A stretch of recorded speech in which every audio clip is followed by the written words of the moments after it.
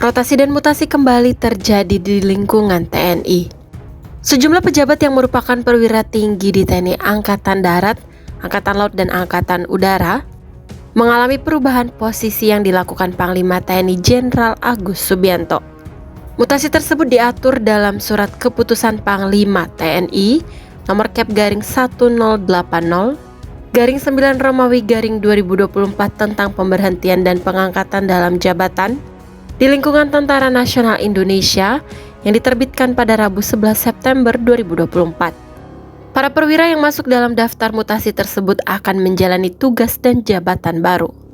Setidaknya 130 perwira tinggi atau Pati TNI di beberapa jabatan strategis di lingkungan TNI, termasuk diantaranya 39 Pati TNI Angkatan Laut. Menariknya salah satunya Jenderal Bintang 3 berdarah Batak.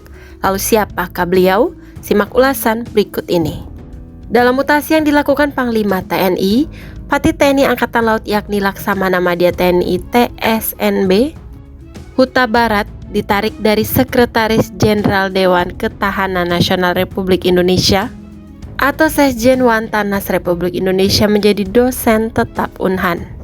Lahir di Jakarta pada tanggal 11 Desember 1967, Laksdia TNI TSNB Huta Barat merupakan Pati TNI Angkatan Laut yang cukup cemerlang dan berprestasi.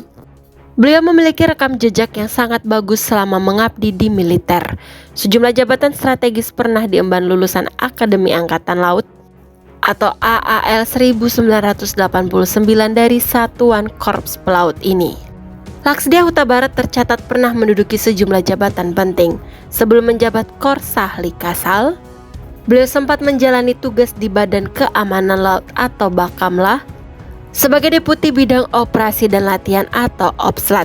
Jenderal Bintang 3 yang meraih doktor di bidang strategik manajemen dari Sekolah Bisnis IPB University pada Rabu 7 April 2021 ini juga pernah menjabat sebagai Kepala Staf Komando Armada 1. Beliau juga pernah dipercaya sebagai Pangku Armada 2 di tahun 2022. Jabatan lainnya adalah Wakil Komandan Seskoal, Komandan Guspur Labar, dan Ajudan Presiden Republik Indonesia Susilo Bambang Yudhoyono.